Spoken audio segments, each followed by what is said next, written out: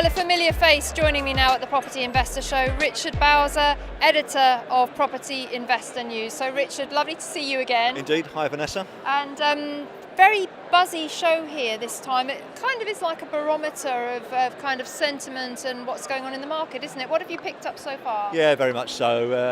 There's certainly more vibe, more buzz today, and obviously Friday tends to be the trade professional day, a high quality landlord attendee, and that's certainly been the case from the people that we've been speaking to on our stand here. So yeah, good attendance, good seminar attendance, some very good quality people walking around in terms of the attendee.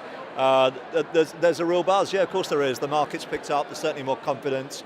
London in particular, as we've been saying for 3, 4, 5 years now, it's been an emergence of positivity, which we're starting to see out in the regions. We've seen confidence return. Did a talk up in Manchester last autumn, 60 people in the room. I asked the question, who's buying, and 55 out of 60 said yes, wow. Which for me was a real, bit of a seminal moment that there was that much confidence that it returned so quickly. So yeah, very positive and a good attendance. Well, we've had a thread on Property Tribes about properties under 50k around the UK, and obviously Manchester is one such place where you can still buy a property under 50k, and I think that's very appealing to us down south, the kind of property prices that we're familiar with, but there's also the issue of being far removed from your property, so it's kind of a double-edged sword, isn't it? Yeah, absolutely. I mean, I've just been talking to somebody else about this, and it's something that's a mantra I've been preaching for years. I've got a portfolio in North London, but more specifically up in the northeast of England. And the further you are away from your properties, obviously that is risk. Yes. And you have to manage that risk. You're taking on assets, and what you don't want to become is liabilities. So management from a distance brings with it risk, and people need to absorb the reality of doing as much due diligence as they possibly can on who's managing their asset. Quite. And we've got a thread about that on Property Tribes, how to vet a letting agent. It's so important. People talk about due diligence to do a property deal, but they don't talk enough about due diligence of lettings agents, of tenants, of people that you might be getting into any kind of commercial transaction with. So. No, absolutely. For me, you're putting an awful lot of money into one single property investment. It might be, I don't know, the average house price, depending on whose index you go from, it's between 180 and 230 to 40,000 pounds. So consequently, that's a business asset, and you need to be protecting that asset as much as you can, and you're handing it over to someone else. So you need absolutely to make sure that you do as much research into that company, into the individual, the principal. If it's an independent lettings agency, what's their background? How property focused are they? What is their understanding of property? Are they a landlord themselves? Because if they are, then they'll relate much more to you and your circumstances. I think that gives a nice kind of segue into our fraud panel that you and I are involved with tomorrow. Yes. How healthy do you think it is to air this, that there is issues of fraud within our industry, of people offering unrealistic returns, for instance, or not delivering the goods? We need to make consumers aware of the pitfalls and the warning signs. Yeah, absolutely. I mean, you and I have been attending this show for 10, 12 years here at Excel, and during that time, a lot of people, unfortunately, have come a cropper. They've done not enough research into the company, not enough research into the product that's being offered, and quite a number of those are overseas property-related transactions. And I know people that have done very well from overseas property investment. Unfortunately, there are some absolute horror stories around.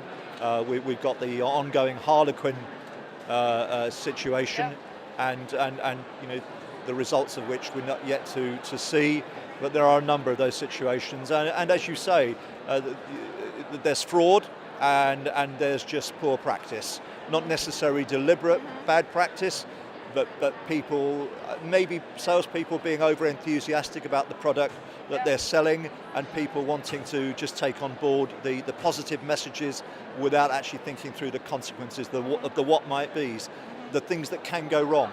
And things do go wrong in property, as we both know. Physical property, stuff goes wrong, and tenants do have changes of circumstances, and that can lead to voids. So yes, there's deliberate fraud, and then there's also just poor management. Yes, there is. But either way, the person that's passed over the money usually ends up being stung.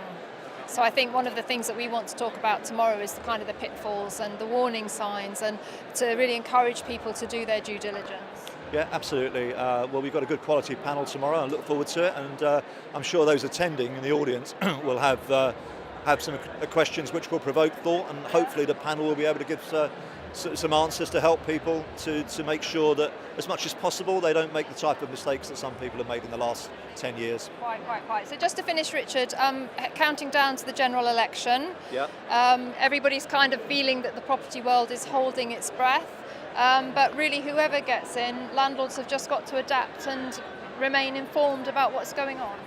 Yeah, absolutely. Whether it's your forum, whether it's our magazine, whether it's through a landlord association such as the NLA, the RLA or the SLA, you need to make sure that you keep in touch with what's going on your market. Yeah. And you know, too many people don't do enough keeping up to date. And if you don't keep up to date with your market, whether it becomes the investment strategy or the nuts and bolts of being a landlord, then you have to accept the consequences for your lack of forethought. Yeah. You get out what you put in, and if you're not prepared to spend a couple of hours a month reading Property Investor News, if you're not prepared to spend an hour or two on Property Tribes or wherever, Yeah. if you're not prepared to spend once a month or twice a month going to a landlord meeting or a networking meeting, then you have to accept the consequences of being out of touch with your market. Yeah, and I would like to finish by saying that I think prevention is a lot less expensive and a lot less heartache than cure, because often there Absolutely. isn't a cure, Yeah. is there?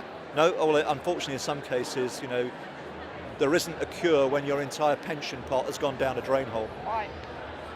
Okay, well, thank you very much for your contribution to Property Tribes as always, and we're looking forward to a very interesting fraud panel tomorrow, the first time they've ever held one here at the Property Investor Show, and I think it's going to be very interesting to see what comes up. So we'll keep you posted on that one. Thanks, Richard. That's